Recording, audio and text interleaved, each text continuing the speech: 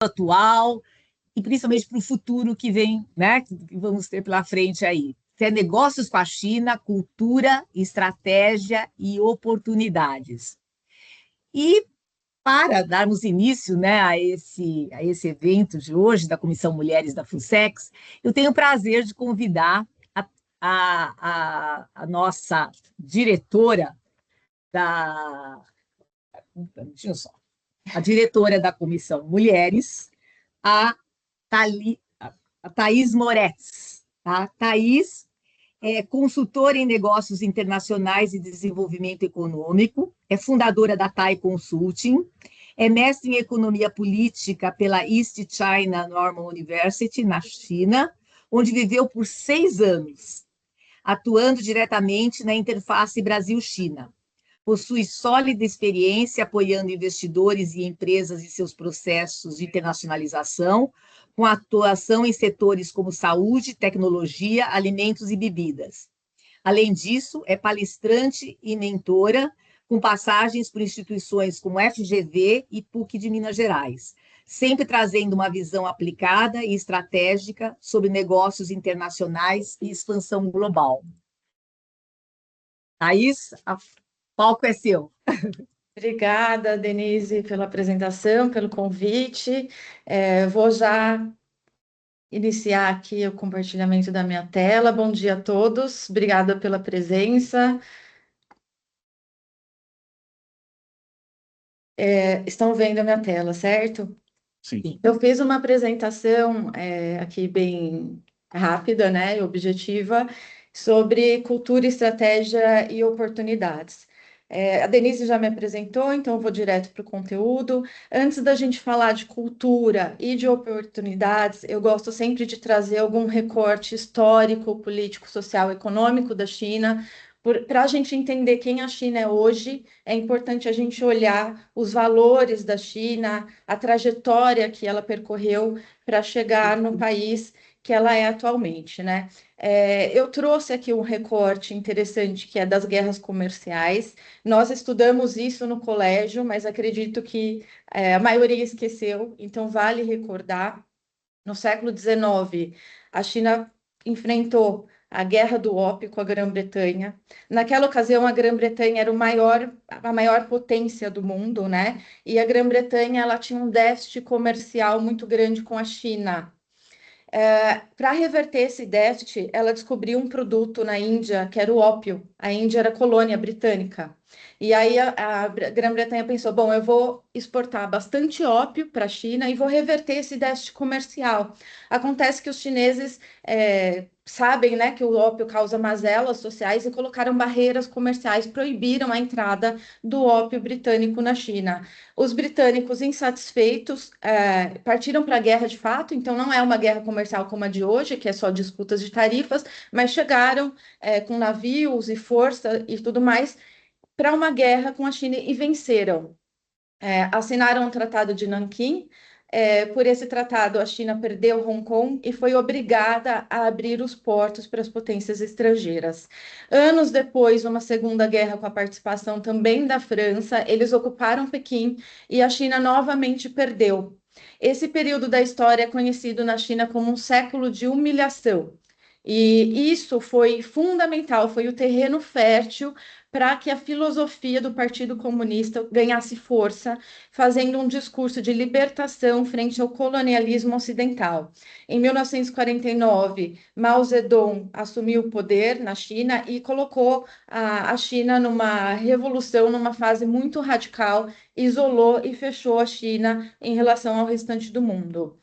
Essa fase da Revolução foi restrita ao período Mao. Depois de Mao, a gente tem aí esse 3x4 do Deng Xiaoping, que ficou famoso, né, pela reabertura da China no contato com o mundo, com as potências ocidentais. Então, ele fez modernizações, reformas e aberturas. Depois, Jiang Zemin colocou a China na Organização Mundial do Comércio.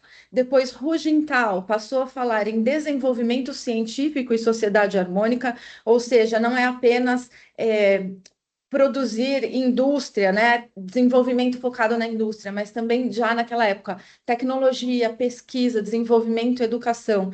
E mais recente, com o presidente atual, Xi Jinping, a gente vê uma grande transformação na China, voltada para o rejuvenescimento nacional. Ele criou o slogan do Chinese Dream, fazendo um contraponto ao American Dream, e mostrando que a China não precisa mais correr atrás do capital estrangeiro, como as modernizações anteriores, convidando o capital estrangeiro para investir na China. A China pode liderar a inovação. Então, a China não é mais uma potência atrasada, a China não é mais uma potência, um país associado apenas com a cultura milenar, mas a China é um país que lidera o desenvolvimento e a tecnologia no mundo. Então, a gente tem hoje essa empresa, por exemplo, a Gibot, que é a líder na fabricação de robôs humanoides, e tudo isso foi facilitado, é claro, não apenas com um discurso político, mas com políticas industriais efetivas, muito bem elaboradas e muito bem implementadas, visando conquistar a autossuficiência tecnológica da China em áreas críticas como chips, IA, energia limpa e defesa. Se a gente compara hoje a China com os Estados Unidos, é claro, a ascensão tecnológica da China é impressionante, porém, eu tenho aqui dois dados que mostram que a China ainda está atrás dos Estados Unidos. Então, no gráfico de pizza, a gente vê número de unicórnios. Então, em laranja, a quantidade de unicórnios, que são as grandes empresas de tecnologia dos Estados Unidos, em azul, no segundo lugar, a quantidade de unicórnios na China. Então, é menor, mas vem crescendo de uma forma muito acelerada e incomodando demais os Estados Unidos. O segundo dado é nessa tabela, a gente vê no canto direito da tabela as 10 maiores empresas empresas gerais dos Estados Unidos, a maior delas é a Apple. Esse número está um pouquinho defasado, porque no ano passado a Apple atingiu o valor de mercado de 4 trilhões de dólares. É um absurdo. E a maioria da lista é empresa de tech. Do outro lado da lista, a gente vê as 10 maiores chinesas. A maior da lista é a Tencent, que é a dona do WeChat. A Tencent tem um valor de 500 bilhões, 600 bilhões, se a gente atualizar. Então, é um número muito menor, 7, 8 vezes menor que a número um dos Estados Unidos. Na lista, a gente tem 3 empresas privadas pintadas em vermelho e as outras ainda são empresas estatais e até relacionadas a bancos, construções. Então, é um perfil econômico diferente. O fato é que a China está encostando nos Estados Unidos. Eu gosto dessa figura dos dois cavalinhos que mostra os Estados Unidos na liderança e a China andando de forma consistente e até agressiva, encostando ali na liderança dos Estados Unidos. Essa agressividade da China a gente percebe também no discurso da política externa chinesa. No início dos anos 2000, Hu Jintao, ele falava muito no desenvolvimento pacífico da China. Então, ele posicionava a China como um país em desenvolvimento. Ele dizia, a China está crescendo, mas ela é um país pacífico. A gente é um país ainda que tem muitos desafios internamente. Desigualdade, desafios de saneamento, de educação. Então, a gente é um país em desenvolvimento. No início da era Xi, em 2012, isso muda porque ele começa a falar que a China é uma grande potência. Ele ainda busca evitar um conflito direto com as outras potências, sobretudo com os Estados Unidos. Ele mantém a diplomacia, ele fala em respeito mútuo, em cooperação ganha-ganha. Nessa época, eu trabalhava na Apex, em Brasília, uma agência do governo de promoção comercial e exportações, e eu fazia memorandos de entendimento com agências chinesas e a gente via o teor era justamente esse, uma cooperação às vezes vaga, falando sempre em respeito, em ganha-ganha. Na segunda fase do governo Xi, isso já mudou a partir de 2017. Esses acordos passaram a ser muito mais assertivos. A China não ia assinar documento só por assinar, ela busca resultado, ela busca números, ela busca investimentos concretos. E em relação aos Estados Unidos, isso se traduz em uma competição muito mais estratégica. E isso incomoda, é claro, os Estados Unidos. Eles têm um déficit comercial global de 1,2 trilhões de dólares, sendo 200 bilhões de dólares o déficit comercial com a China. É uma situação muito diferente da situação brasileira. A China é o maior parceiro comercial do Brasil desde 2009 e a gente tem um saldo positivo. Então, a gente está aqui numa situação de conforto. A gente tem os Estados Unidos e a China ali, os dois cavalinhos numa disputa acirrada pela liderança, e a gente está aqui atrás observando aquilo e até admirando a chegada da China nesse patamar a ponto de se quase igualar aos Estados Unidos. Cultura geral. Então, por que que eu estou falando isso, gente? As pessoas, normalmente, eu dou muitas palestras de cultura e as pessoas, normalmente, elas tendem a olhar a cultura sob o ponto de vista dos rituais, que é como é a celebração do Ano Novo Chinês na China, como eu troco cartões, como eu cumprimento os chineses, as refeições, etiqueta e etc. Mas a cultura é muito mais que isso. Então, todo esse conjunto de narrativas que eu vim falando, da ascensão do Partido Comunista, e não dá tempo de falar tudo, mas poderíamos falar também do confucionismo, do taoísmo, mas todas essas narrativas históricas, filosóficas, as crenças, isso compõe o universo cultural, esses símbolos e os sistemas, que é como isso funciona na vida real, ou seja, como as políticas são implementadas, como as pessoas expressam as suas crenças, a educação, o idioma, enfim, tudo isso faz parte da cultura. Eu trouxe aqui também algumas frases que expressam os valores fundamentais da cultura chinesa. Então, por exemplo, Ruxian Sui Su, em Roma como os romanos. Então, isso é um exemplo de como a China aprecia o respeito. Se você for até a China, você não precisa idolatrar a cultura chinesa, mas você deve respeitar os costumes locais. Xianku Hou Tian, primeiro amargo, depois doce. Então, isso é, por exemplo, uma frase que está muito relacionada ao esforço. No ambiente corporativo, a gente vê a cultura do 996, né? Que é trabalhar das 9 da manhã até as 9 da noite, 6 dias por semana, principalmente entre os jovens chineses, porque eles valorizam o esforço. Eu residi numa universidade chinesa na época que eu fazia o meu mestrado, e nessa época o ambiente estudantil era tudo muito simples, muito rústico, porque é isso, eles acham que quando você está começando e estudando, você tem que viver primeiro essa fase amarga, para depois você fazer merecer a fase doce. Então, o esforço é outro valor fundamental. Aí a gente tem Ronan Kagan, que é a flexibilidade, a história do bambu.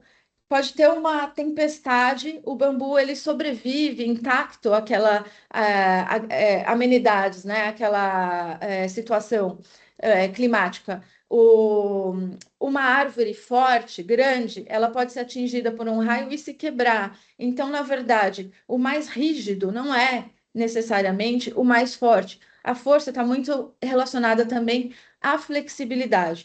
Se a gente traduz isso em outras referências, outros exemplos do universo empresarial, por exemplo, um assunto que eu estava conversando com a Luísa aqui nos bastidores, é a questão do idioma mandarim. Então, assim, eu preciso falar mandarim para eu ter sucesso nos negócios na China? Não necessariamente, mas se você falar muito, ou ao menos algumas palavrinhas, isso demonstra respeito pela cultura, demonstra o seu esforço e a sua dedicação, que são os valores que os chineses apreciam. Se você manda um e-mail para uma empresa chinesa com uma proposta de negócios e os chineses respondem que não tem interesse, então o que que você faz? Fecha as portas e procura outro? Não necessariamente. Você pode e deve sim procurar outras oportunidades, mas você tem que entender que os chineses também eles valorizam a paciência, a persistência, a resiliência e a flexibilidade. Então dá um tempinho, entre em contato, manda uma proposta diferente, modifica, insiste. Na China, o sim e o não, eles não são preto e branco. Há uma linha tênue ali que você precisa ter muito jogo de cintura, muita sensibilidade, flexibilidade para entender que às vezes um sim pode significar um não pode significar um sim, e esses conceitos eles se transformam, sabe? Então, aqui, oportunidades para a gente já encerrar a minha fala. Eu trago mais dois conceitos que eu acho super interessantes de vocês saberem, que é o Guoqiao e o Chuhai. O Guoqiao, ele significa onda nacional. Ele surgiu no início da pandemia em 2020. Vocês lembram, teve um grande movimento assim de haters contra a China, acusando a China de causar a pandemia. E a China saiu fortalecida disso, porque teve muita propaganda nacionalista na TV. O orgulho nacional chinês cresceu como contraponto ao ódio que eles receberam. O governo investiu e apoiou e incentivou o desenvolvimento das marcas locais chinesas. Então, uma pessoa ali, um chinês que antes queria e valorizava apenas um Tesla, um iPhone, ele passou a apreciar também o BYD, a Xiaomi, e isso em todos os outros segmentos, tá?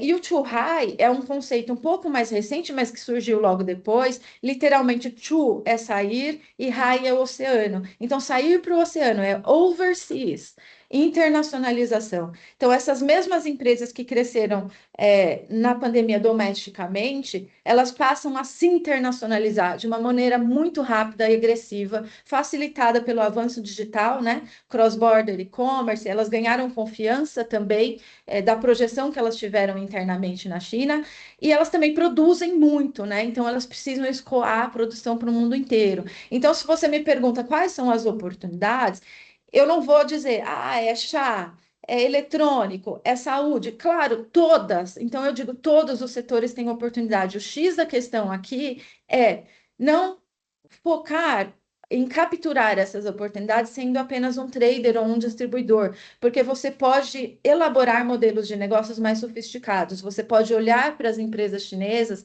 com oportunidades em atuar como master franqueados, de trazer alguma marca chinesa para o Brasil, fazer uma joint venture e fazer outros modelos de parcerias. Na parte de exportação, se você tem uma empresa legal aqui no Brasil, uma marca legal, e você quer levá-la para a China, você tem que entender o mercado chinês está hiper evoluído, hiper sofisticado e competitivo, então é mais importante do que nunca conhecer a cultura, adaptar a sua marca, o seu rótulo, sua embalagem, conhecer o estilo negocial chinês, estar apto e aberto para contratos flexíveis, porque eles assinam uma coisa e depois querem modificar.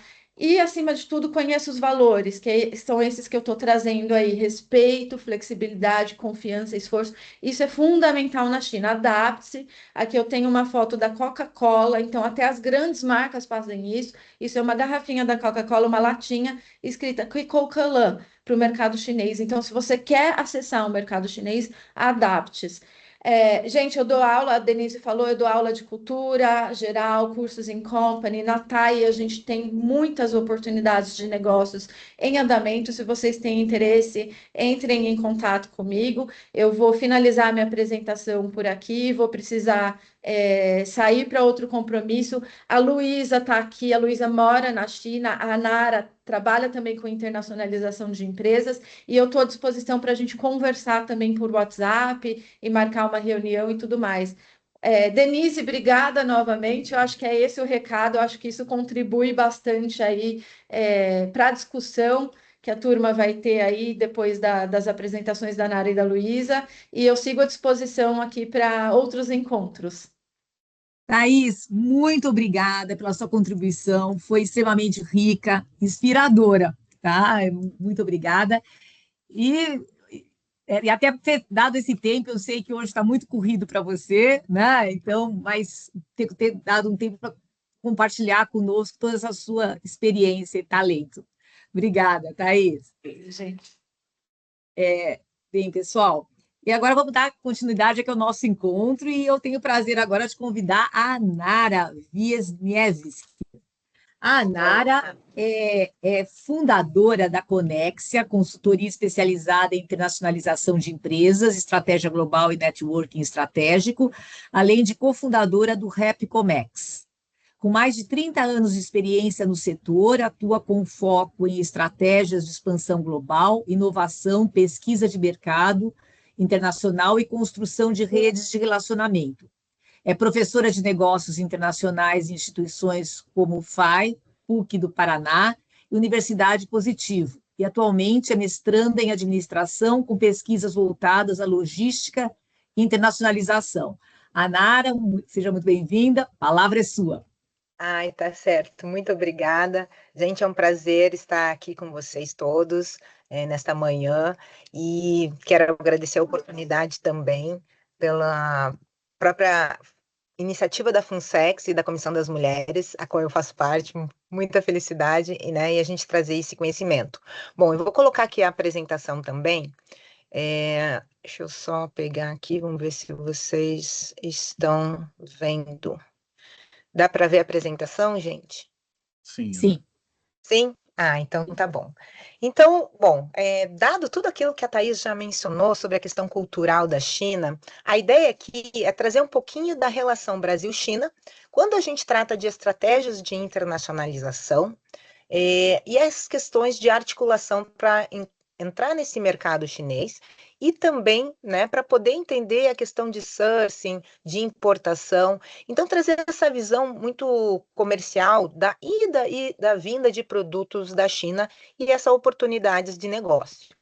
Bom, a Denise já me apresentou, então a minha missão basicamente é trazer a conexão de pessoas, empresas e oportunidades através da empresa que eu atuo, que é a Conexia. E, enfim, o que a gente tem de visão, né? A Thaís já trouxe toda uma questão relacionada ao crescimento da China e essa percepção que a gente tem hoje de como é um país em expansão, em crescimento, focado na parte de tecnologia, de marcas e patentes. Então, o que a gente vê do mercado chinês? Que toda a concepção que a gente tinha de buscar somente a questão de preço baixo, quando a gente olha para a China, não é mais isso. Com certeza, sim, a gente tem toda uma mão de obra e uma produção em grandes quantidades, escalada, que a gente consegue aqui, por exemplo, olhando como importadores brasileiros, buscar por produtos de qualidade, com preço baixo, né? Mas hoje a qualidade chinesa, ela é extremamente competitiva e a gente consegue ter uma importação e um desenvolvimento de produtos ali no mercado chinês que realmente se adaptam e melhoram até a nossa tecnologia aqui no Brasil. Então, o que é importante? A gente entender o mercado chinês, né, desta forma cultural, para poder operar com uma negociação mais assertiva e também com a verificação dos produtos que de lá vão sair ou que a gente vai enviar para lá. Qual que é o nosso momento Brasil-China hoje? Nós temos uma corrente de comércio muito forte. Então, o comércio bilateral, um principal parceiro do Brasil em negócios, com 171 bi de negociação, 26% das nossas IMPO vem da China, então nós somos um grande parceiro aí na compra de produtos chineses, né? Enviamos muitas commodities, alimentos para a China, mas importando aí muito a questão aí de material, de equipamentos, ativos para empresas, insumos de forma direta e produtos maquinofaturados também. Temos aí 800 bi de oportunidades aí mapeadas, 400 mil oportunidades mapeadas, assim, dentro do momento que a Apex verifica, e acordos assinados com a China. Então, 27 bilhões aí de investimentos. O Xi Jinping, né, falou em maio de 2025, nossas relações estão no seu melhor momento histórico. Então, temos grandes oportunidades onde os governos, porque vejam, quando as empresas elas querem chegar ao mercado, buscar produtos, né, então, assim, aproveitar a oferta e a demanda, isso depende muito das relações internacionais, do que os governos querem fazer. Porque se os governos se fecham nessa operação, a gente fica, né, batendo na porta e não consegue entrar.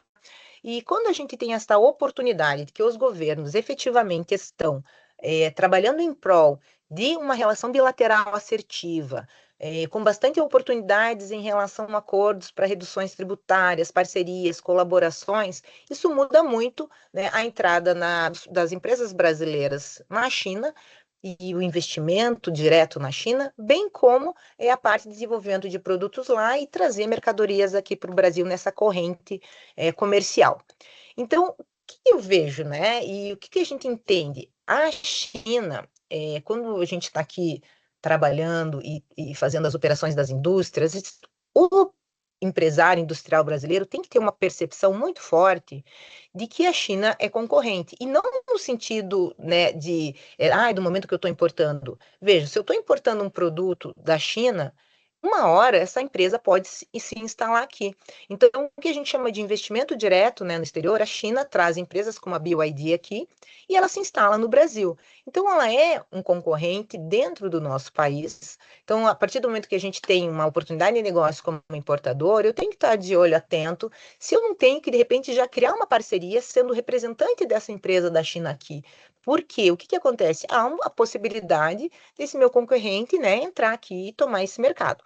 Então, é uma análise muito estratégica dentro do teu setor, dentro do teu negócio, de como você vai operar com a China. Então, dentro disso, nós temos também ali uma possibilidade de exportação para o mercado chinês, que é muito importante, né? E o que a gente tem de mudança, né? A China como um player global. Então, toda essa articulação da China, ela está no mundo, não é só aqui no Brasil. Mas nós temos justamente essa oportunidade das relações bilaterais entre Brasil e China de aportar e trazer essa relação mais próxima, buscando por fornecedores, por produtos, por relações, por contatos, né, por clientes lá no mercado chinês. Então, a gente está trabalhando muito em prol disso, aproveitando essa oportunidade de mercado. Bom, quais são os modos de internacionalização? Você pensa assim, como é que eu levo a minha empresa, né, para a China, então? Pensando agora numa questão mais exportadora. Eu consigo exportar para a China? Sim, né, é uma grande oportunidade. A gente vê grandes empresas do Brasil já instaladas na China ou exportando para a China, né? Temos lá Vale, Alpargatas, temos diversas empresas dentro do mercado chinês e que vão operar, por exemplo, dentro de uma operação de exportação direta, né, que envolve aí um médio risco, porque eu tenho que produzir aqui, entender o mercado chinês culturalmente, dentro das suas regulamentações, e exportar o meu produto. E nem sempre o meu produto está adaptado. Ali, como a Thaís mostrou o exemplo da Coca-Cola, por exemplo, que tem que alterar um nome, adequar a gente, muitas vezes, a embalagem, rotulagem, tá com certificações adequadas para entrar no mercado chinês. Então, a gente tem um risco médio ali, porque toda exportação ela vai, né, necessitar de um investimento. Então, essa percepção ali, desde a negociação, entendendo a cultura, a forma de abordagem, para este possível cliente, enfim, entrada no mercado, é bem importante da gente entender qual seria o risco aí. Então, para exportação direta, a minha empresa precisa de uma certa estrutura, porque eu não vou estar trabalhando com terceiros. Eu preciso ali saber a minha produção, como é que tá, fazer o custo de exportação para ver quanto esse produto vai chegar no mercado chinês, entender toda a parte de transporte, saída de mercadoria aqui do país perante a aduana, entrada lá no mercado chinês. Então, é toda uma estrutura, inclusive cambial, para poder fazer essa operação. Já numa exportação indireta, o meu risco diminui um pouco. Por quê? Eu vou ter um intermediário, que é uma trading company, e que essa empresa ela vai fazer toda a análise do mercado chinês e vai fazer, muitas vezes, a parte operacional, o que libera aí o meu risco em grande parte. Muitas vezes eu vendo para essa empresa, às vezes aqui no Brasil, e aí, então eu vou estar trabalhando com ainda reais, enfim, e essa empresa identifica o mercado lá fora. É interessante para entender se teu produto já tem um fit no mercado externo, é ótimo. Então a gente já entende se o mercado chinês tem ou não interesse no produto e como você vai se posicionar. Então eu posso começar com uma exportação indireta e na sequência eu vou para uma operação, né, mais exclusiva minha. Outra possibilidade é toda a questão do e-commerce, né? Então, eles têm grandes redes lá de marketplaces para poder utilizar. A gente vê toda a questão ali do Alibaba, né, dentro do Tmall, e aí tem o concorrente ali, o JD, enfim, a gente vai trabalhando com essas questões dentro do marketplace, que tem menos barreiras regulatórias pelo giro, né, e de envio de grande volume de produtos para o exterior, e a partir daí a distribuição no mercado chinês. Então, isso ajuda muito. Uma outra questão que poderia ser possível, mas aí nós temos um investimento muito alto, é a questão de você ter uma construção, um greenfield, seria uma empresa que está efetivamente sendo criada ali na China, né, e não necessariamente ali você não vai ter um sócio chinês, você está montando outra empresa do zero, ou uma parceria com uma empresa chinesa, onde você traz os produtos, a marca brasileira, e eles têm, por exemplo, o canal de distribuição lá, então a capilaridade para entrar no mercado chinês, e a possibilidade ali, né, de você fazer então essa parceria para entender melhor esse mercado e juntar forças.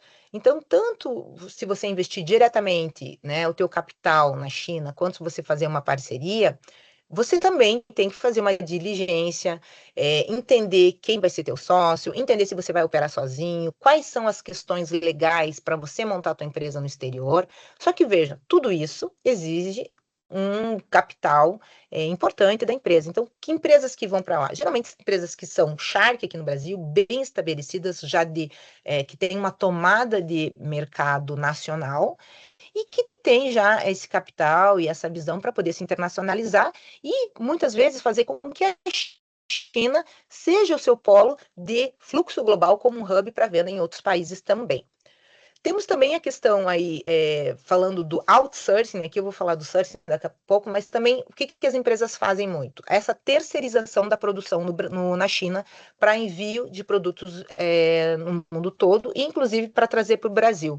Então, o que acontece? Quando eu vou fazer esse outsourcing, eu vou terceirizar minha produção por conta do quê? De questões tributárias altas aqui no Brasil, por questões logísticas de distribuição para o mundo, pela realmente redução de custo em relação aos produtos que eu fabrico aqui, que vão ficar mais baratos no mercado chinês em relação à produção, por conta da própria tecnologia, automação, né, dentro dessa produção. Então, é uma forma também das empresas fazerem essa parceria.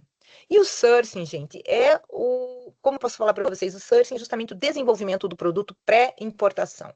Então, eu posso comprar já um produto que está feito na China, eles têm toda já a tecnologia, e eu identifiquei um produto para trazer para o Brasil, porque eu entendo que é uma oportunidade para vender no mercado nacional, tanto por preço ou por diferenciação, um produto que não existe, enfim. Mas também as empresas fazem o quê? Elas desenvolvem produtos na China. Elas pensam em um produto, elaboram, trazem a parte do know-how, apresentam para um fornecedor chinês, e esse fornecedor ele vai dizer a melhor forma e como ele pode produzir e enviar este produto para o Brasil. Então, é um desenvolvimento em conjunto entre uma empresa brasileira e o produtor chinês, o fornecedor chinês, que vão desenhar esse produto de acordo com a necessidade dessa empresa aqui no Brasil. A partir de toda a questão de design, regulação, adaptação do produto chinês ao mercado brasileiro, vamos pensar em amperagem, se for, né, por exemplo, produtos eletroeletrônicos, questão de plugs, enfim, questões até de design para o próprio país, tudo isso vai ser desenvolvido com uma parceria entre essas empresas em relações contratuais e aí nós temos o processo de importação efetivamente acontecendo. E aí nós temos ali toda a questão da entrada de aduana, etc. Então, isso vai depender muito, gente, de que tipo de produto, que tipo de negociação, qual que é o teu modelo de negócio, o que você precisa realmente para trazer esse produto ou exportar o teu produto. Então, se a gente vai fazer o sourcing, pensando aqui agora no sourcing efetivamente, o que é importante, né? Trazer uma gama de fornecedores. Não vai buscar somente um fornecedor. Vocês já viram várias empresas, o mercado chinês está crescendo, mas temos fornecedores que não cumprem com o prometido, que não entregam a mercadoria, que falam de uma qualidade, apresentam outra qualidade. Às vezes a própria negociação não foi estabelecida com o nível de qualidade que era pretendido, porque não foi enviada uma amostra, essa amostra não foi testada, né? Então, às vezes não tem uma questão de consistência no lote, uma vem de um jeito, outra vem de outro. Então, essas questões do sourcing, elas têm que ser feitas antes. E o que é muito importante? Se eu estou verificando fornecedores, eu tenho que fazer meu due diligence, ou seja, eu preciso fazer esse contato, criar um relacionamento, trazer essa abordagem de confiança para entender justamente se essa empresa ela tem uma validação nacional, quem conhece essa empresa lá, entrar em contato com câmaras de comércio, com pessoas, profissionais que estão na China, que possam identificar a existência da empresa, a própria reputação dessa empresa, para que eu possa começar a operar via essa empresa, né, tendo maior segurança nessa operação. Então, é uma forma da gente ter uma transparência, cada vez mais a gente busca por um compliance na negociação, as aduanas, elas têm cada vez mais firmado um controle de fiscalização nas operações. Então, o que acontece? O processo tem que estar redondinho, tanto na questão de entrada e saída de produtos, quanto na questão daquilo que a tua empresa deseja em relação à qualidade, em relação às certificações necessárias, em relação à documentação. Então, assim, o que é possível fazer, né? Eu estou trazendo o produto da China. Vamos fazer uma inspeção. Então, eu tenho variações de 300 a 2.000 dólares, dependendo do tipo de produto para inspeção. E o que essas empresas fazem, né? Então, você tem uma certificação Kima, tem um SGS ali para o produto, eu vou. Pensa que vocês estão trazendo um maquinário, por exemplo. Se o maquinário chega aqui com problema, vocês estão investindo num ativo com um valor alto para trazer, né, ali de milhões dentro de um produto. Se esse produto chega aqui e não funciona, se ele não está dentro da qualidade esperada, se o lote que você está comprando de determinado produto, enfim, está com uma qualidade divergente da amostra que você solicitou. Então, essa inspeção pré-embarque, por conta de todo o trânsito, né, que a gente tem transit time de Brasil-China, a demora, né, que toma tempo ali de 30, 45 dias, assim, até liberação, veja, você vai perder muito tempo e perde dinheiro. Então, a verificação desse produto, até pensar numa logística reversa, como é que você vai devolver isso depois? Enfim, não tem, né? Então, a questão é justamente essa, faça uma inspeção pré-embarque, já coloque isso dentro do teu processo. E uma outra questão importante é a simulação de custo. Então, assim, não adianta fazer de forma geral, vou importar algo da China, 100% a mais ali, então eu vou dobrar o valor. Não é bem assim. Depende de setor, depende de certificações, depende de acordos. Então, daquilo que você está pensando em operacionalizar dentro do porto, muitas vezes. Então, o custo ele tem que ser bem estudado para comprovar a viabilidade. E uma outra questão também é a forma de comunicação. Então, a própria Thaís falou, né? Você tem negociação, você entra em contato com o fornecedor chinês ou com o teu comprador chinês, você vai apresentar ou solicitar um produto ou apresentar uma proposta. Geralmente isso vai via e-mail, uma questão mais formal, e se fecha isso via e-mail. Mas a, a agilidade, a necessidade de contato rápido com o teu fornecedor ou teu cliente, potencial cliente, teu prospect no exterior, é muito feito através do WeChat. Por quê? A partir daí, você tem uma conexão mais rápida, começa a estabelecer uma relação que é importante, principalmente para o chinês. Então, a partir disso, você se torna presente, mais disponível para responder perguntas, para estar questionando, enfim, e a comunicação ocorre de uma forma mais rápida. Então, dentro do sourcing, o que é importante a gente ver?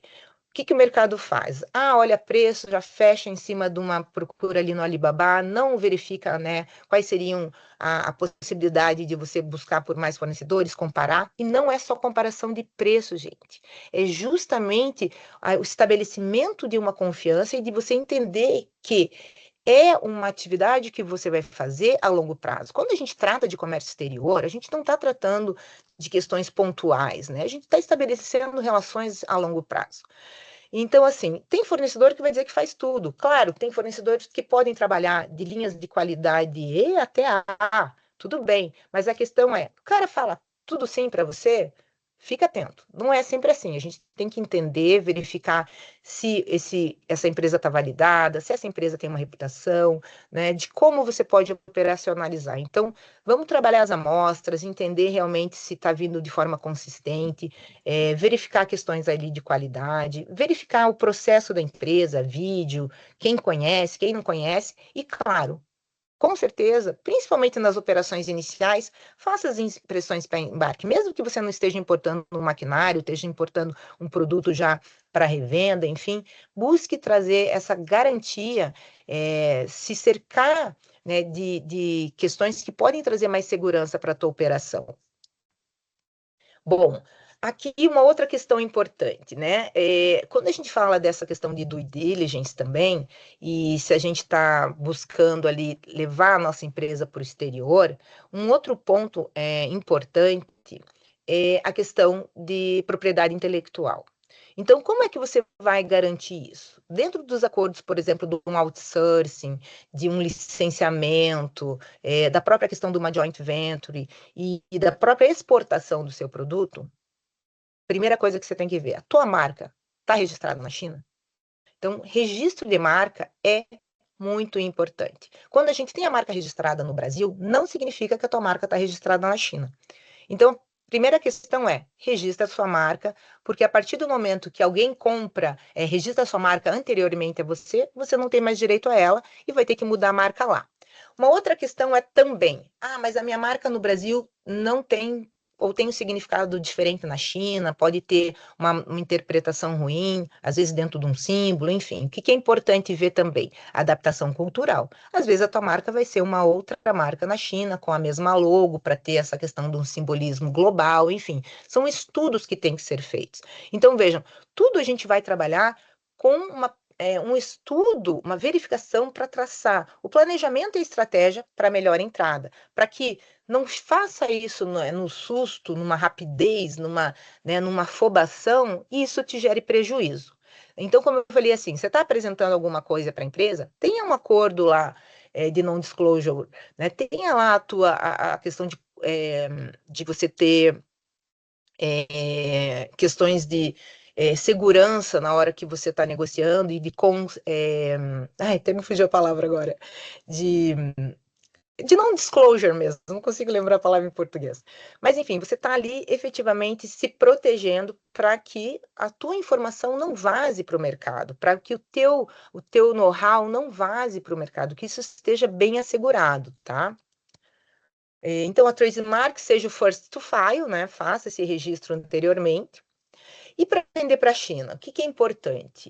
A gente vende muita commodity, a gente tem grandes volumes em relação às exportações para a China, mas o mercado hoje e a própria China, né, por estar mais aberta em todos esses sentidos, ela também necessita de produtos com maior posicionamento, ou seja, a gente vai chegar lá no país tentando ter uma narrativa em relação à sustentabilidade, ESG de forma geral, conformidade, buscando trazer produtos que tragam a percepção de que é uma marca, é um diferencial, a gente pode trazer a nossa brasilidade, a gente pode trazer conceitos, por exemplo, que não seja só a experiência de um café, mas um café gourmet, um café orgânico, trazer coisas que tragam esse diferencial para brilhar os olhos deles, porque eles também produzem muita coisa interessante, muita tecnologia. Então, de que forma a gente pode colocar o nosso produto para que ele apresente um diferencial estratégico e a gente ganhe em competitividade?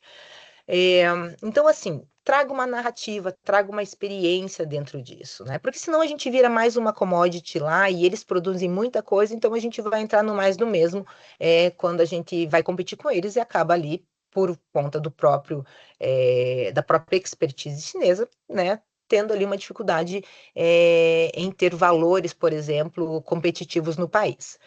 Uma outra questão importante na venda é a questão do guanxi. O que é o guanxi? Não é só uma questão de confiança como um todo. Você vai trazer toda uma parte de relacionamento desde o início. Eles precisam ter um relacionamento e ir buscando essa confiança, tendo uma atenção necessária para que o negócio aconteça. Então, a Thaís até mencionou, olha, não é porque eles disseram sim que não é que é não mesmo, né? Tenta mais um pouco, ou seja, estabeleça essa relação de confiança, dizendo que você está disponível a negociar, mostrando oportunidades diferentes, e a partir disso você vai estabelecer esse guanxi para que você possa efetivamente ter uma proximidade cultural, se mostrando mais interessado na cultura, nas formas de negociação. E aí, como é que a gente exporta efetivamente, né? Então, faz um processo de prospecção e de venda, mas a questão da exportação como um todo tem uma facilitação de entrada de produtos. A própria aduana chinesa, ela tem uma agilidade, né? Então, os portos, enfim, nesse processo como um todo, não teria grandes questões de entrada. É mais de entrada lá, né, na hora da importação. Tem todo o requisito da aduana, da Organização Mundial das Aduanas, de forma geral, que eles seguem também os protocolos, mas de forma geral, é um país ali que está com uma tecnologia muito avançada ali dentro da questão portuária e aduaneira. Mas o que é importante? A gente entender o país. Tem demanda? O que consome? Qual seria o melhor canal de entrada? Então, canal de entrada, quando a gente pensa, eu vou ter um grande distribuidor lá, eu vou atuar dentro do varejo através do quê? De um grande importador, um grande distribuidor, do marketplace, trabalha com e-commerce, vou fazer essa joint venture, eu vou começar trazendo, né, uma empresa ali com, sei lá, farmácias na China, enfim. Como é que eu vou trazer esse canal? Então, efetivamente, buscar essa questão e fazer um projeto piloto. Projeto piloto, gente, geralmente a gente tem problemas, erros, é ali que a gente identifica efetivamente como melhorar. Então, a gente vai trabalhando, faz um planejamento para fazer com maior segurança, mas tem um projeto piloto que vai apresentar questões ainda específicas de melhoria, né? Então, você pode fazer uma exportação pura, de minério, de soja, uma exportação mais estratégica, adaptando o produto, entendendo o canal, construção de marca, como eu falei, e operando em nichos premium também. E aí, claro, integração global, aí você depende realmente de um maior investimento, e aí a gente vê, né, WEG, Natura, então com uma cadeia logística integrada, com operação própria. Mas o que é importante, então? A gente entender que a operação com a China é uma relação de crescimento, relacionamento e confiabilidade. Quando a gente está trazendo aqui a questão dos produtos, o que é importante a gente entender também? As questões de classificação fiscal. Então, temos a nomenclatura comum do Mercosul, junto ao sistema harmonizado, e isso, tanto na ida quanto na vinda de produtos, tem que estar adequada para não ter erros, porque isso gera multa, por exemplo, na importação de um produto.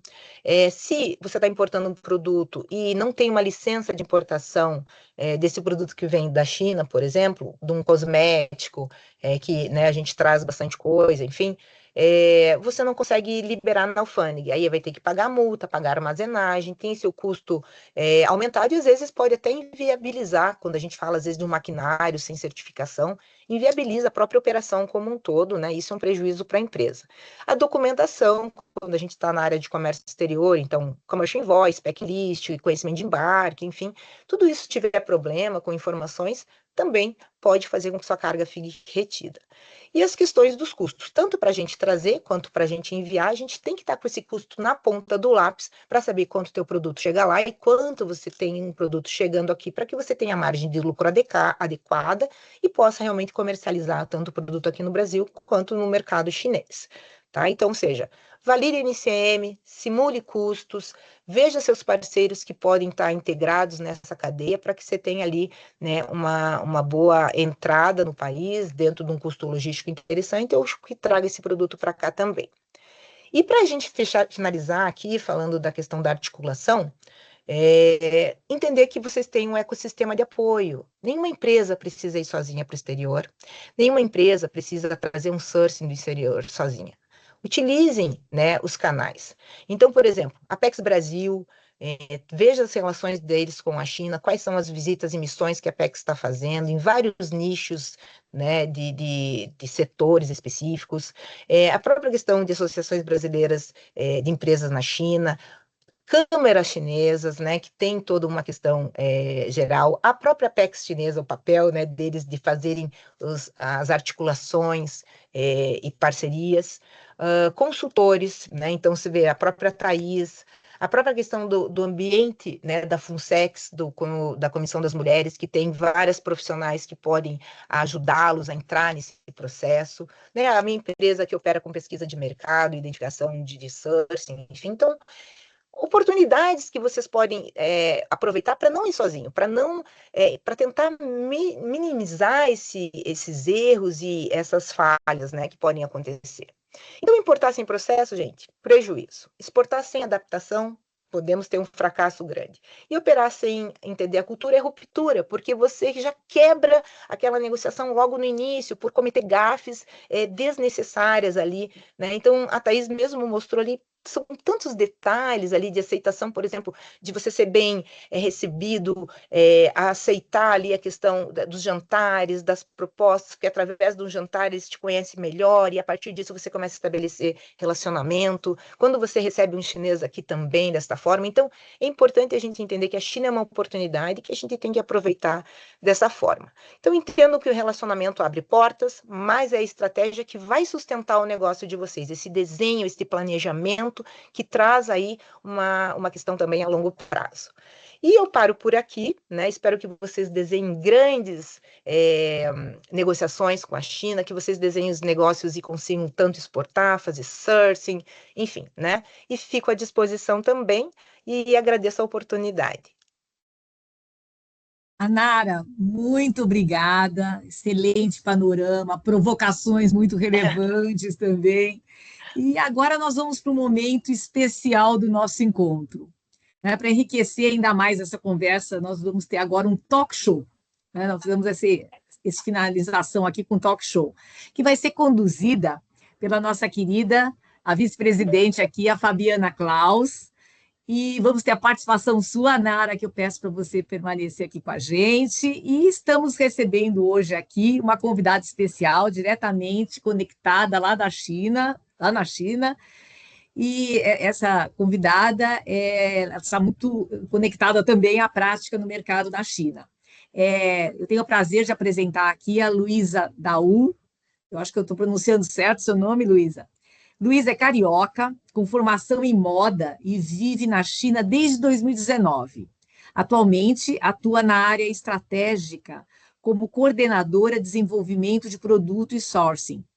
Já passou por empresas como o grupo Best Seller e a Renner, e hoje integra o time da Pernambucanas. Luísa traz uma visão extremamente prática sobre o dia a dia dos negócios com a China, que certamente enriquecerá muito a nossa discussão. Fabiana, prazer passar a palavra para você. Obrigada, Denise. A Nara e a Thaís fizeram excelentes apresentações, mas agora vamos à Luísa aí, que está trazendo aí uma contribuição diretamente da China. Luísa, a gente fala muito na China aqui de fora, mas você está vivendo isso aí no dia a dia. Qual foi a primeira coisa que você percebeu que é completamente diferente da forma como a gente imagina a China no Brasil? Oi, gente, boa noite. Oi, Fabiana, a Nara, Denise, Thaís, que já saiu. Primeiramente, maravilhosas apresentações, super concisas, adorei. Acho que foi bem rico para todo mundo que está aqui. Bom dia, boa noite, na verdade, né? Estou aqui na China Verdade, já. boa noite para você. Obrigada pelo convite mais uma vez. E respondendo a pergunta, eu acho que a primeira coisa que eu percebi olhando lá atrás é que eu achei que eu ia chegar num lugar mais rígido, talvez. E eu vi que eu estava num lugar que era completamente já globalizado, já aberto em muitos aspectos, muito avançado em muitos aspectos de consumo, de cultura. Eu achei que eu ainda ia chegar num lugar um pouco com uns requisitos maiores daquela China que estava fechada. Achei que aquilo ainda seria ainda mais forte. E já estava totalmente no passado. A gente vê aí que você já está aí há 8 anos, né? Então, sete, desculpa, então. Mudou muito o consumo interno da China, né? O crescimento de marcas locais. E assim, só por curiosidade, quais são as marcas chinesas que você já usa hoje? Eu não uso eu não sou tão fiel a uma marca, mas eu uso muito o Taobao, que é como se fosse um mercado livre chinês, vamos botar assim. E ali tem várias marcas locais, então eu não compro uma, mas eu vou fazendo uma mistura de marcas ali dentro daquela plataforma. E elas mudam muito, né? Tem muita marca que é meio pop-up, né? Ela abre por uma estação e some, muda, né? Mas isso assim falando de marcas para vestuário, coisas do dia a dia, né? Decoração. Mas eu acho que as marcas que vendem essa parte mais de linha branca e desses aparelhos eletrônicos para casa, aí já tem umas marcas mais firmes, né? Tem a Xiaomi, que eu acho que hoje foi a que mais despontou, e conquistou, até a gente citou ali, acho que Thaís citou, se eu não me engano, Ela era uma marca que sim, o chinês já gostava. Ela faz desde celular até coisas para casa, como purificador de ar, aquele robozinho que aspira. Tem vários eletrônicos para casa. E o chinês já gostava dela, mas ainda tinha alguma desconfiança. Ela não era muito famosa. Isso, palavras de colegas, né? Para essa parte de celular, de tablet, eles diziam para não confiar, que não era bom, que não durava, mas para a parte de coisa de casa que já podia confiar. E nesses 6 anos, 7 anos que eu estou aqui, deu um boom, assim. Hoje a Xiaomi faz até carro. E ela está bem mais aceita. Ela já tinha uma aceitação, né? Mas ela está bem mais aceita. E tem outras como a Midea e umas que eu acho que já estão até chegando aí no Brasil, né? Nesse sentido, não sei se é a própria Midea, acho que já está com uma fábrica aí. Então, Ideia já para tem. essas de coisas de casa, eu fico me atento mais a elas. Eu me lembro que no começo eu focava muito na Philips, a Philips tinha aqui, era uma marca que eu conhecia, então eu tentava, né? Não sabia como é que eram as chinesas, mas hoje eu já não tenho mais isso. Eu já confio numa Midea, eu já confio numa Xiaomi. Você me falou aí que você teve assim, esse primeiro impacto quando chegou aí na China. O mundo também enxerga o consumidor chinês de uma forma diferente. Se você fosse hoje retratar o consumidor chinês, o que é que mais chama no comportamento de compra dele aí? E eu acho que a China está passando por ainda, tá? Uma coisa que já está acontecendo aí há uns 10, 15 anos, mas por essa sensação, esse boom de ter acesso às coisas, né? Acesso ao consumo mesmo. Então, a gente tem uma geração aí que já está aí no mercado de trabalho há 15 anos, mais ou menos, vamos botar assim, né? Porque isso é um gradual, que está vivendo esse boom de poder comprar, de poder consumir, de poder ter as coisas. Então, eu acho que o consumidor chinês está vivendo um período maduro, já não é mais aquele período do deslumbramento tão grande, mas é um período maduro, mas ainda assim desse encanto de poder ter acesso aos bens de consumo, de todas o leque, né? Então, acho que a gente está nessa fase, mas como a gente bem falou aí, eu acho que hoje tem ainda uma apreciação pelas marcas de fora, mas teve sim uma grande valorização pelas marcas nacionais e elas estão competindo assim em igualdade com as estrangeiras. Eu acho hoje em dia, ou quase igualdade. Até porque a estrangeira, a nacional, ela tem uma vantagem de preço, né? A marca estrangeira, que ainda é uma marca mais de luxo, por mais comum que ela seja lá fora, tipo uma Philips, uma Braun, ela chega aqui para o consumidor chinês mais cara. E aí as marcas chinesas, elas são também mais adaptadas nesse sentido. Elas oferecem, às vezes, as mesmas modalidades tecnológicas, vamos botar assim, sei lá, no setor de carro, por exemplo, ou no setor, né, dos automóveis, até nesse setor de aparelhos domésticos e tal, às vezes tem a mesma tecnologia, mas por um preço mais adaptado ao do mercado chinês, entendeu?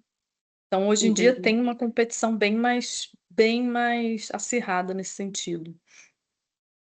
Me diga uma coisa, morar fora já existe muita adaptação, mas a China tem uma dinâmica muito própria. O que é que foi mais desafiador aí na sua adaptação depois que você já está vivendo aí?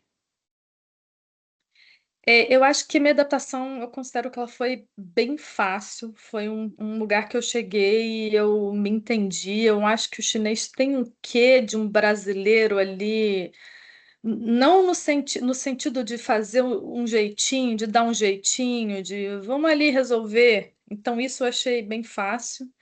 A parte social, aí essa parte social é totalmente diferente, né? Eu digo que o chinês é como se fosse um brasileiro caseiro, assim, não tem a parte de ir para a rua, de ir para o bar, de socializar. A socialização chinesa ela é bem direcionada, assim. Mas eu acho que o maior desafio que eu tive foi na cultura de trabalho, na cultura da hierarquia, na percepção do estrangeiro, né? Porque eu cheguei bem naquela mudança ali. Eu cheguei 6 meses antes do Covid, então foi justamente quando a China começou a ter essa crítica à percepção do estrangeiro, né? Que antes era quase como uma figura idolatrada, vamos botar assim, impecável, para uma figura, mas por que essa pessoa está aqui? Por que ela é melhor que eu? Por que ela ganha mais que eu? Começaram a ter esses questionamentos. Então, esse foi o maior desafio, e também nessa coisa da cultura de trabalho da questão hierárquica.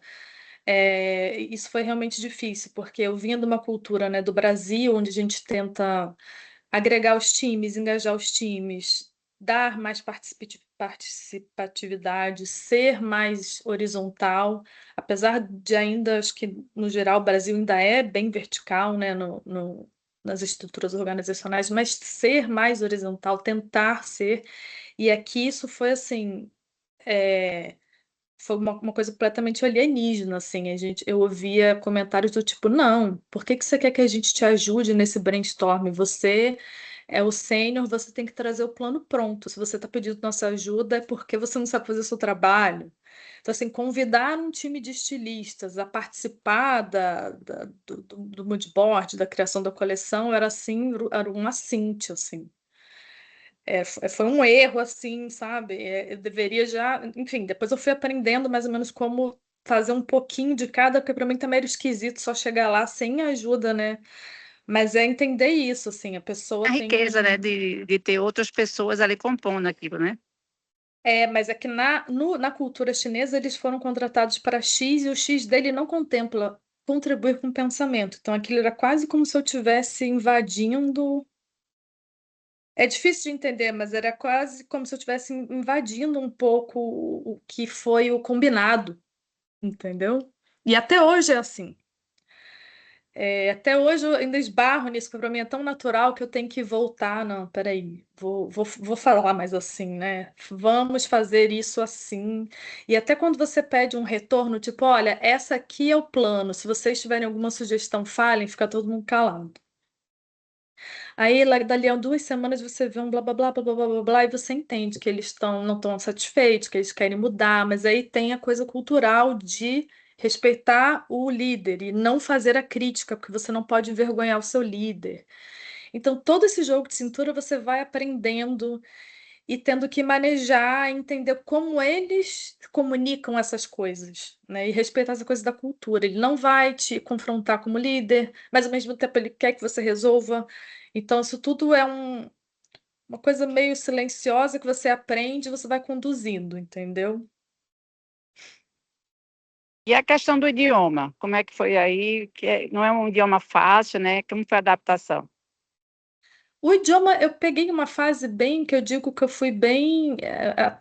Essa época que eu cheguei aqui, eu considero que a gente está bem mimado, tecnologicamente, né? Você tem diversos tradutores, você tem tradutores, de celular, né? Aplicativos e então na prática, eu acho que está muito mais fácil do que uma China de 10 anos atrás, onde você tinha que andar com o endereço escrito na sua carteira, porque não tinha jeito, não tinha smartphone, a internet era precária. Então hoje você bate altos papos só no tradutor. É o chinês no tradutor dele, você no seu celular. Aí você sai ali e negocia sei lá, um elefante e leva para casa, entendeu? Mas, independente disso, eu tenho muita, não só curiosidade, mas uma ambição mesmo de aprender a língua. Então, eu estudo, porque eu acho importante, independente da facilitação tecnológica, para o tipo de trabalho que eu faço, ter conhecimento, né? Numa negociação, às vezes você está numa sala que você é o único estrangeiro, então acho importante entender o que está acontecendo ali. Me diz uma coisa, você enxerga oportunidades aí de negócio para o Brasil? Sim, eu acho que ali a Nara e a Thaís colocaram bem, e eu acho que sim, mas eu acho que tem que ser um estudo bem estratégico, entender o que realmente como a China pode ser como cliente, né?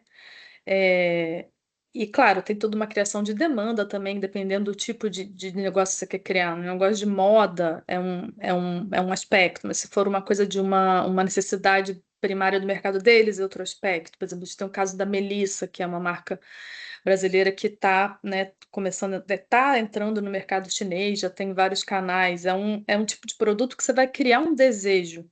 É diferente das commodities, né, do agro e tal. Então, sim, tem oportunidade, mas tem que ser tudo muito bem estudado, conforme já foi colocado ali, porque a China é do segundo mercado hoje do mundo e todas as empresas querem entrar aqui.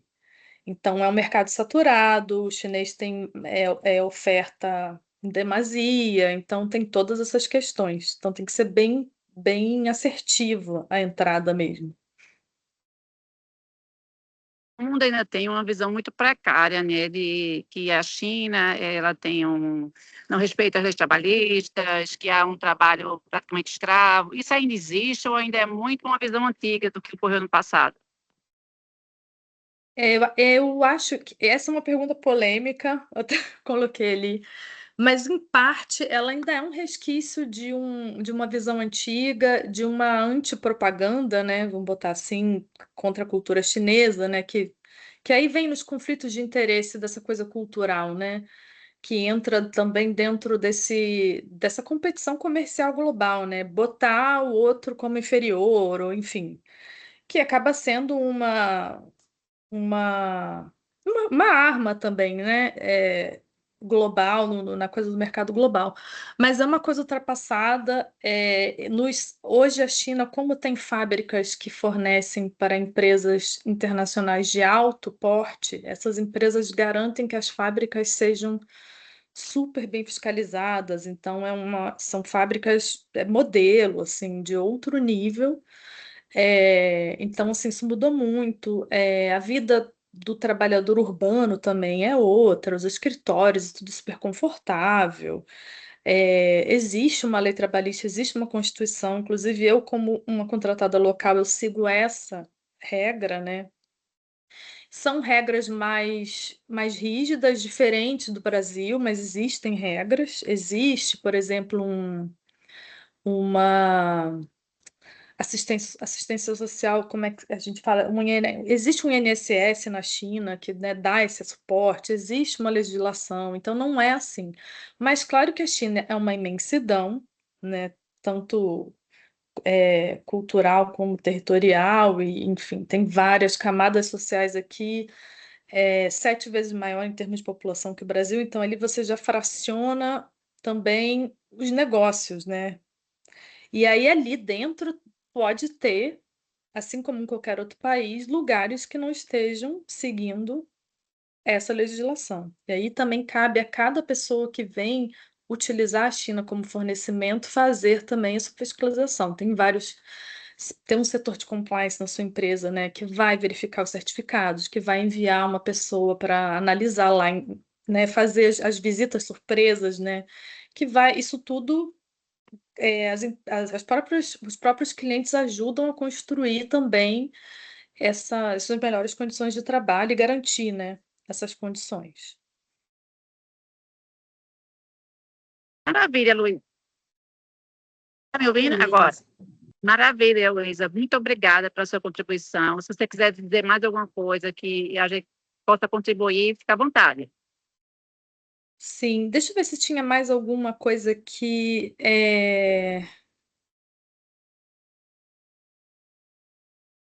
eu acho que a gente pode falar um pouco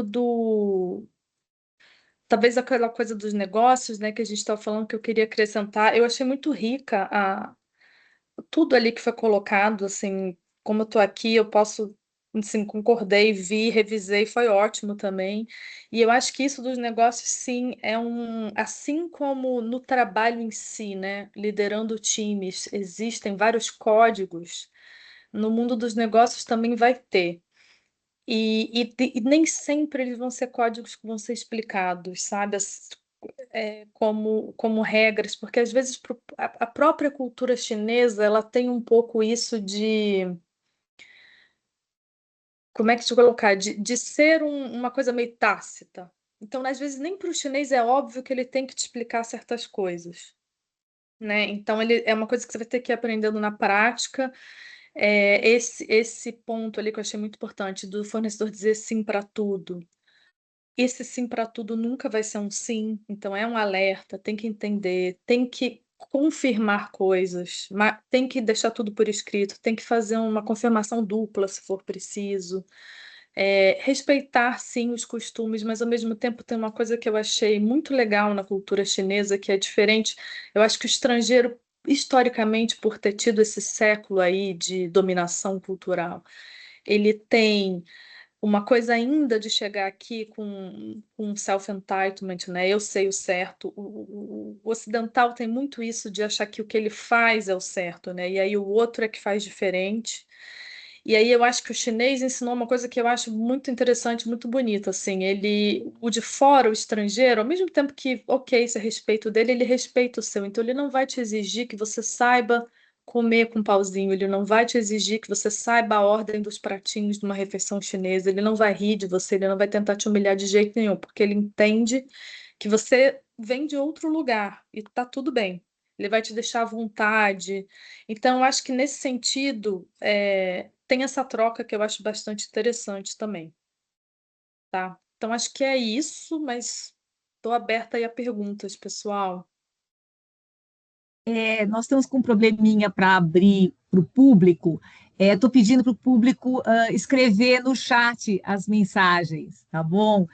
Enquanto o pessoal está registrando as perguntas, a Nara, você tem algo a comentar? Bom, acho super interessante tudo que a Luísa falou. É, o que eu vejo realmente assim para uma negociação com o chinês, né? E ela está ali vivenciando. E eu vejo o pessoal que está aqui no Brasil. Às vezes a gente recebe fornecedores chineses, a forma de negociar, o que é falado na primeira conversa, às vezes de uma forma mais abrangente, às vezes até a questão do quando a gente vai explicar, que às vezes eles ficam até sem paciência, se a gente começa a florear demais, tem que ter uma objetividade ali já de apontar, porque eles falam, não, mas me conta o que que é então, o que que você precisa exatamente. Não adianta contar a história da empresa, falar tudo, o ecossistema, não, ele quer saber o que que você precisa, me diz, né? Então, e às vezes a gente acaba querendo trazer essa questão, às vezes também importante do relacionamento, mas acaba batendo em questões culturais, né? Em como eu recebo essa pessoa que tem, né, uma diferença ali cultural, mas é como a Luísa falou, nós, às vezes, como ocidentais, somos muito egocêntricos e dizendo que a nossa cultura é a correta, e o importante, se a gente quer negociar internacionalmente, é a gente estar aberto, né? Experimentar, entender, respeitar, e a partir daí que se estabelecem, né, as negociações efetivamente. Eu acho que já temos perguntas ali para a Luísa, não? Eu tenho uma Ah, e só pergunta já. uma coisa que eu queria acrescentar que me impressionou muito aqui na China. Eu esperava, mas quando eu vi foi mais impactante, que é a questão do investimento em infraestrutura, tá? Eu acho que a China está assim deixando muita gente comendo poeira. A gente já ouve, por exemplo, que a malha ferroviária da Europa tá meio sucateada, tá meio abandonada. Brasil com os portos também tá caindo, né? E a China, assim, o investimento que a China faz, independente da demanda, eles já se antecipam. É uma coisa impressionante. O porto, não só o porto de Xangai, o novo porto de Xangai, toda a malha ferroviária, você vai para a China de trem-bala para onde você quiser praticamente. Então não é só avião, não é só ônibus, não é só carro. Tem uma malha de trem-bala impressionante, tem essa questão dos portos, tem metrô em todas as cidades. Tem um planejamento urbano, né, que para evitar que tenha superpopulação, então tem um controle ali, tem toda uma organização dessa megapopulação que eu acho assim exemplar nesse sentido, né? Funciona, é eficaz, mantém ali uma coerência, mantém as regiões sendo desenvolvidas de uma forma equilibrada, né? Então não concentra tudo organicamente, assim, meio sem ordem, tem um planejamento para que as regiões se desenvolvam e tenham um equilíbrio entre elas, entre as províncias. Então, acho que isso também foi muito impressionante e de ver acontecendo, né? E foi rápido, né? Porque dizem que há 20 anos atrás as estradas lá para chegar em Shaoxing, que hoje você chega em 1 hora de trem-bala, eram 3 horas de carro. E hoje já, né? Então, sem mencionar que a gente sempre fala aqui que é a questão da velocidade, né? Então, acho que era isso que eu queria acrescentar. Nós temos aqui umas perguntinhas, já o tempo está esgotado, mas vamos atender aqui as perguntinhas aqui que nós temos. São 3 perguntas. A primeira é, Luísa, com a maior diversificação de cadeias globais, como a Pernambucanas equilibra a dependência da produção chinesa com outras origens, sem perder competitividade de preço e escala? E a outra pergunta... pode responder. Tá. Eu não achei ela ótima. Foi a Dai, né, que fez. Isso. Aí. Sim, isso é uma questão que, para a gente que está no varejo, né, de moda, está sendo muito olhada, principalmente durante o Covid, por conta também das políticas que a China adotou. Como a China foi muito rígida nesse sentido, né, então fechava a fábrica que se dava, deu Covid naquela cidade, fechava tudo. As entregas, as produções, ficou tudo muito instável. Então, várias empresas, não só brasileiras, assim, globais, começaram a diversificar porque viram que numa situação dessa, esse comportamento, né, que ok, foi assim que foi necessário agir, mas afetava muito os negócios. Então, começaram a buscar realmente outras origens, né? Tem outras origens que já competem com a China diretamente, mas que ainda estão muito atrás da questão da organização, que é a Índia e Bangladesh. E aí, buscas por outras origens, né? O Vietnã foi um grande ponto. Tem outros países fazendo acordos com o Mercosul, né? Com o Brasil. O Egito está com vários acordos fiscais, então está começando uma fomentação de fábricas lá. A gente tem também o Paraguai com a Maquila, fazendo já uma triangulação. Então, esses foram os caminhos que estão sendo seguidos, não só na Pernambucanas, né, pelo varejo de modo em geral, para não perder essa competitividade nem esse preço em escala, manter a China ainda continua, né, o principal, né, mas você não ter aquela dependência, né, você ter um plano A, um plano B e C em caso de uma emergência. Ok. Aqui a Mônica, que é membro da nossa Comissão Mulheres, a Mônica Romero. Estive na China e o avanço da economia é assustador, mas ainda existe o 996. Sim, sim, e depende muito da indústria, tá? Eu tive uma passagem ali em Shenzhen, por exemplo, acho que em Hangzhou também, onde tem uma das sedes do Alibaba, e nesse tipo de indústria o negócio é bem brabo. Assim, o pessoal vai e vai mesmo. Se você sair do escritório 6, 7 horas, você olha para cima, tá tudo aceso ainda e o pessoal tá lá no esforço. Agora, eu acho que isso tem duas coisas. Uma é a questão do esforço, que a gente falou, sim, ele existe, mas eu acho que tem uma coisa de um retrabalho que ainda é um pouco da cultura também de trabalho chinesa, que às vezes eles querem só fazer e aí acabam fazendo sem muita reflexão e veem que tem que refazer. Então, uma parte desse excesso de trabalho ainda é por conta dessa, vamos dizer, do afobamento também, de não focar numa melhoria, né? De fazer focando na melhoria, de querer fazer como sempre fez e aí esbarra em erro, aí tem que refazer, enfim. Eu vejo um pouco assim, mas de fato existe. Uma última pergunta aqui, gente, da Alice. Você acha que para fomentar boas parcerias é essencial ir em loco para a China? Digo, não na primeira compra, falo sobre fomento de uma relação mais robusta, considerando que sabemos da existência de consultorias que fazem auditoria, tal. Por favor, Luísa. Eu acho que sim, tá? Eu acho que sempre, acho que nada melhor do que você ver em loco, nem que você faça uma viagem a cada 2 anos ou 3 anos, depende, né, do negócio, da posição. Mas eu acho que uma primeira visita e depois pelo menos uma a cada 2, 3 anos eu acho essencial para estreitar laços. Quanto mais, melhor, né? Mas a gente sabe que não é uma viagem fácil, mas eu acho que faz muita diferença. Eu estou baseada aqui, mas eu vejo pelas equipes que vêm, né, do Brasil para fazer reuniões pontuais e faz muita diferença para eles. Estar ali, olhar o fornecedor, entender onde que esse fornecedor trabalha, como é um showroom dele, qual é o tipo, comparar, entendeu? Ah, mas esse fulano tem um showroom que parece um shopping center com, né, que gira, canta, pinta, mas esse cara tem só uma salinha. E aí você começa a entender melhor algumas coisas e entender também toda essa questão cultural, que eu acho que enriquece muito na hora, por exemplo, de uma negociação, entendeu? Você entender os sinais, entender, né, as linguagens, enfim. Preciso de uma última pergunta aqui que eu acho interessante colocar. Sobre artesanato, se eles estão, se você vê oportunidade para que eles recebam produtos de artesanato, peças de crochê, coisas assim.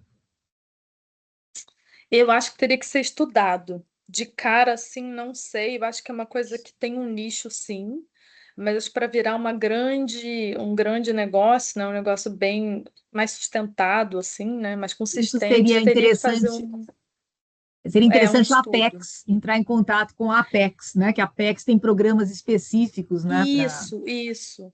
Porque tem um interesse, tá, da China, sim, das pessoas chinesas. Inclusive, eles estão voltando de volta para o artesanato deles, então eles valorizam muito o handmade, o feito à mão aqui é muito valorizado. Então, acho que sim, mas tem que entender qual vai ser esse mercado, como que vai ser apresentado isso para a China, para o consumidor chinês. Exatamente. Pessoal, vamos ter que encerrar. Nossa, olha que sucesso. Passamos uns 20 minutos aí do que era previsto, mas valeu, viu? Muito bom. Obrigada, gente. Eu que agradeço. Quero agradecer de forma muito especial as nossas convidadas, a Thaís, a Nara, Fabiana e Luísa. A Luísa Sim, realmente foi. tem uma mãozinha levantada ali. Dona Lourdes, a senhora quer fazer alguma pergunta? Não sei se consegue abrir, que nós temos problema para abrir. Deixa eu ver aqui. Só bem rapidamente, gente. Eu acho que ela não Não, eu colocou. acho que não, Não. mas tudo bem. Lourdes, nós estamos com um probleminha para abrir para o público. Ah, ela falou que escreveu ali. Ah, tá, Luiz. Eu Aqui. escrevi. Deixa eu localizar. Ah, tá. Qual que é o da Lourdes? Aqui tá Aqui, as. parabéns. Esse aqui, Isso. parabéns a todas e todos. Tem uma contribuição para as especialistas em China. Sou da área de infraestrutura no Brasil. Informo que a State Grid entrou no Brasil. Isso deixa os que trabalham nessa área apavorados.